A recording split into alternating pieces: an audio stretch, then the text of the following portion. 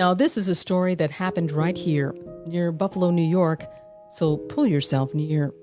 There stood a great building, the greatest around, where the Falls of Niagara made a thunderous sound. It was called the Cataract House on the banks of a river, where the water ran fast and could make tall men shiver. Rich people came from the north and the south.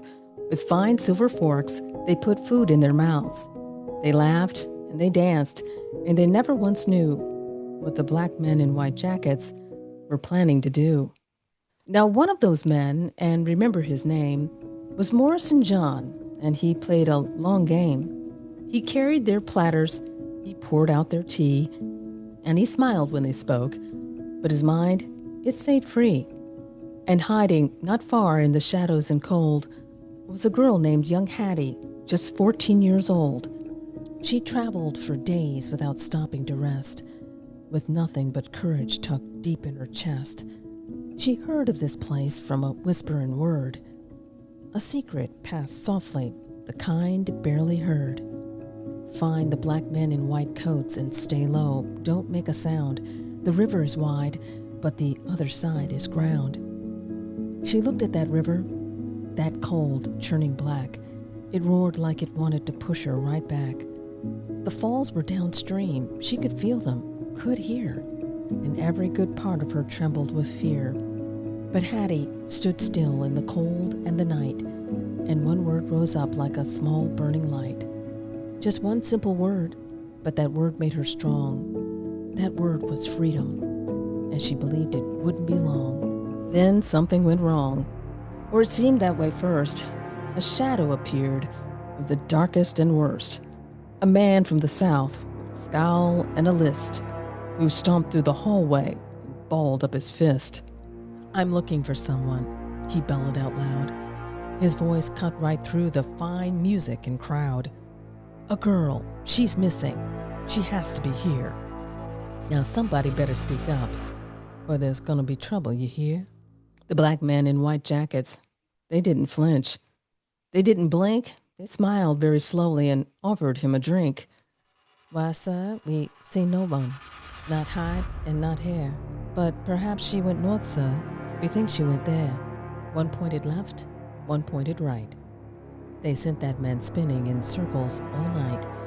They filled up his glass and they bowed and they smiled, while he searched the hotel and looked for the child. And Morrison, John, slipped out the back through the door, his lantern held low, just above the dirt floor. He moved through the shadows to the large storage shed and found her eyes wide, hiding under the burlap bed, and whispered so softly, "I've got us a plan." He passed her hand gently to hands who knew well. A nod, nothing spoken, no story to tell. The boat pushed off quietly into the black, and Morris turned and he didn't look back. He straightened his jacket, he picked up his tray, he walked through that door like it was any old day. The candles burned bright, the music played on, and nobody noticed, not one single guest, just men in white jackets who knew all the rest. Now, cataracts cloud what the eye cannot see. They blur and they shadow what ought to be free. But the men of that hotel, they cleared every path. They opened the way, and they did the math. White jackets, white gloves, white towels on their arm. They looked like just servants. They meant you no harm. But under those jackets beat hearts made of steel. They knew what was broken, and they knew what was real. Like porters on railroads who carried your bag, who shined your shoes and who never would brag. Those men moved in silence through history's page, the bravest of heroes at any great age. To Morrison John, to the black men in white, to the Cataract House on the river that night, where the water met Canada and darkness met light, you clouded the eyes of the ones full of hate and opened a pathway to freedom's wide gate. A girl named young Hattie crossed over that night and walked into morning and walked into light. Her real name, we don't know it, but her story is here, told by the river year after year. And the men in white jackets? History sees them now. They bow to no master, but freedom, they bow. This story was inspired by real events. I grew up about 30 minutes from where this actually happened, in my hometown of Buffalo, New York. Every summer, my uncle, a military veteran, taught us kids at church how to march in military formation for a special celebration they called Juneteenth. We wore matching t-shirts and we marched in Juneteenth's parade. And I remember the smell of barbecue and sound of steppers going through the parade route, and also the fountain in the park on very hot days. The Cataract House, or Cataract Hotel it was later called, stood on the banks of the Niagara River in Niagara Falls, New York, which isn't far from Buffalo and just a quarter mile from Canada and freedom. It was a 5-story luxury hotel complete with grand dining halls, a ballroom, and balconies overlooking the rapids. Abraham Lincoln stayed there, Andrew Jackson stayed there, and 2 kings of England actually walked through those doors. And the black men who served them were, at the very same time, rowing freedom seekers across the Niagara River in the dark. And from 1825 until it was destroyed by fire in 1945, the black waitstaff was known as the people who quietly ran one of the most organized underground railroad networks in the nation.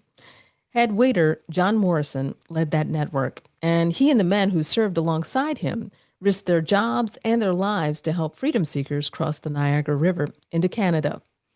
In 1841, a 14-year-old enslaved girl escaped through the Cataract House with their help.